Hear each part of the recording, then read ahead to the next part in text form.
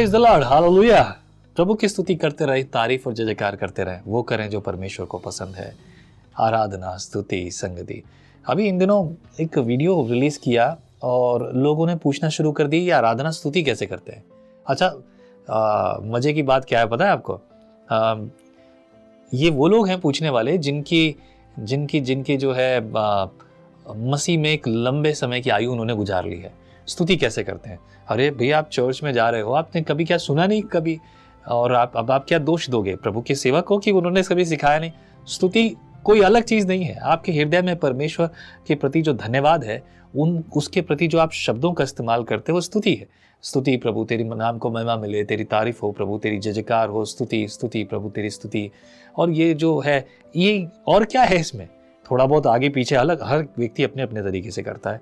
That's it, there is nothing special science in this. कुछ खास तरीका नहीं है इसके लिए अलग से। यही तरीका है जो हमेशा से हम कर रहे हैं। तो it's looks like funny question, मजाकिया बात है, but I understand one thing. कभी कभी लोगों के लिए छोटी बातें भी समझना मुश्किल हो जाता है। इसीलिए तो हम सीखते हैं, स्टडी करते हैं, ताकि छोटी बातों में भी ना उलझें, कहीं किसी और के कारण हम उलझाए ना जाए। तो आइए देखते हैं 13 अध्याय में लिखा है, दाऊद ने सहस्त्रपतियों, शतपतियों और सब प्रधानों से सलाह ली। तब दाऊद ने इज़राइल की सारी मंडली से कहा, यदि यह तुमको अच्छा लगे और हमारे परमेश्वर की इच्छा हो तो इज़राइल के सब देशों में जो हमारे भाई रह गए हैं, उनके पास जो याजक और लेवी अपने अपने चराई वाले नगरों में रहते हैं, उनके पास भी यह कहला भेजे कि हमारे पास इकट्ठा हो जाओ और हम अपने परमेश्वर के संदूक को अपने यहाँ ले आए, क्योंकि शाऊल के दिनों में हम उसके समीप नहीं जाते थे। तब समस्त मंडली ने कहा कि वे ऐसा ही करेंगे, क्योंकि यह बात उन सब लोगों की दृष्टि में उचित मालूम हुई।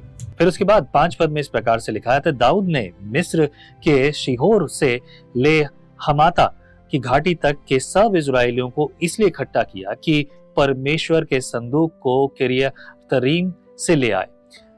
तब दाऊद सब इजरायलियों को संग लेकर बाला को गया, जो किर्यतरीम भी कहलाता था और यहूदा के भाग में था, कि परमेश्वर यहोवा का संदूक वहां से ले आए। वह तो करूबों पे विराजने वाला है और उसका नाम भी यही लिया जाता है। फिर 7 पद में लिखा है, तब उन्होंने परमेश्वर का संदूक एक नई गाड़ी पर चढ़ाकर अमीनादाब के घर से निकाला और अज्जा और अहो उस गाड़ी को हाँकने लगे। दाऊद और सारे इजरायली परमेश्वर के सामने तन मन से गीत गाते और वीणा, सारंगी, डफ और ढाल झांझ बजाते और तुरई बजाते थे। ये बहुत खूबसूरत घटना है। इस घटना पर मैं पहले भी चर्चा कर चुका हूँ। खासतौर से इस घटना से वो गीत भी निकला, मैं नाचूंगा गाऊंगा पगलों के समान, क्योंकि यहाँ पर दाऊद की पत्नी जो है दाऊद का मजाक उड़ाती है, तू क्या पगलों के समान क्या कर रहा है, ये लोगों के सामने नाच रहा है, सब तेरी हंसी उड़ाते हैं, तू राजा है।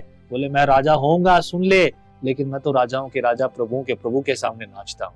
दाऊद अपनी बीवी को डांट देता है, सही जगह डांटता है। ओके, कभी कभी गलतियां सभी करते हैं, तो बहनें बुरा ना माने, असलियत तो असलियत है मेरे प्रियो। 9 पद में लिखा है, जब वे किदोन के खलियान तक आए, तब अज्जा ने अपना हाथ संदूक को पकड़ने के लिए बढ़ाया, क्योंकि बैलों ने ठोकर खाई थी। तब यहोवा का कोप अज्जा पर भड़क उठा और उसने उसको मारा, क्योंकि उसने संदूक पर हाथ लगाया था। वह वहीं परमेश्वर के सामने मर गया। तब दाऊद अप्रसन्न हुआ, इसलिए कि यहोवा उज्जा पर टूट पड़ा था, और उसने उस स्थान का नाम पेरुसुज्जा रखा। पेरुसुज्जा का नाम मतलब जो है वो अर्थात है उज्जा पर टूट पड़ना। इसी तरह से दाऊद ने इस जगह का नाम रखा था। उसके आगे 12 पद में लिखा है, उस दिन दाऊद परमेश्वर से डर कर कहने लगा, मैं परमेश्वर के संदूक को अपने यहाँ कैसे लाऊं? तब दाऊद संदूक को अपने यहाँ दाऊदपुर में ना लाया, परंतु अबेदेदोम नामक गति के यहाँ ले गया, और परमेश्वर का संदूक अबेदेदोम के यहाँ उसके घराने के पास 3 महीने तक रहा, और यहोवा ने अबेदेदोम के घराने पर और जो कुछ उसका था उस पर भी आशीष दी। क्या बात है! अब थोड़ा सा कठिन है, लेकिन ये गंभीर बात है। परमेश्वर अपनी वाचाओं के प्रति बहुत गंभीर है। अगर आपको लगता है कि नहीं परमेश्वर इन सब चीजों में थोड़ा सा अलग व्यवहार करेगा, तो मैं आपको स्पष्ट रीति से बता दूं कि परमेश्वर न्यायी है, व्यवस्थित है, और वो अपनी व्यवस्था को स्थिर रखेगा। तो आपको उसकी बात सुननी है, उसके वचन के अनुसार करना है, तभी वो आपको पूर्ण रीति से भलाई और करुणा को दिखाएगा। तो आइए शुरुआत करते हैं धन्यवाद की प्रार्थना के साथ। प्रभु यहोवा, आज के दिन हम तुझसे मांग लेते हैं तेरी भलाई को, तेरी सामर्थ को, तेरी अगुवाई को। बुराई हमसे दूर रख, भलाई में प्रभु, शांति में और बड़े अनुग्रह में और आशीष में हमें चला। कमी घटियों को दूर कर, तेरे लोगों को तू फलवंत और बलवंत कर, बुराई से बचा और ऐसे सारे कामों से प्रभु जो विरोध और बुराई के लिए हैं। प्रभु हम तेरे वचन के अनुसार चलें, तेरे लोगों को तू आशीषित कर। धन्यवाद जो तूने प्रार्थना सुन ली, आशीषों के लिए धन्यवाद। मसीह यीशु के नाम से प्रार्थना में मांगते हैं, आमीन। प्रभु आपके साथ हो। अगली सुबह फिर मिलेंगे 14 अध्याय प्रभु की स्तुति में। जय मसीह की। परमेश्वर का वचन जीवन देने वाली रोटी है। आओ हम इस जीवन देने वाली रोटी का और मजा लें विजनरी टीवी पर। हम हमेशा सोचते हैं कि शायद मैं भी बाइबल कॉलेज जाकर बाइबल को अच्छे से सीखता, पर अब आपके लिए है visionary TV, deep Hindi Bible study के लिए।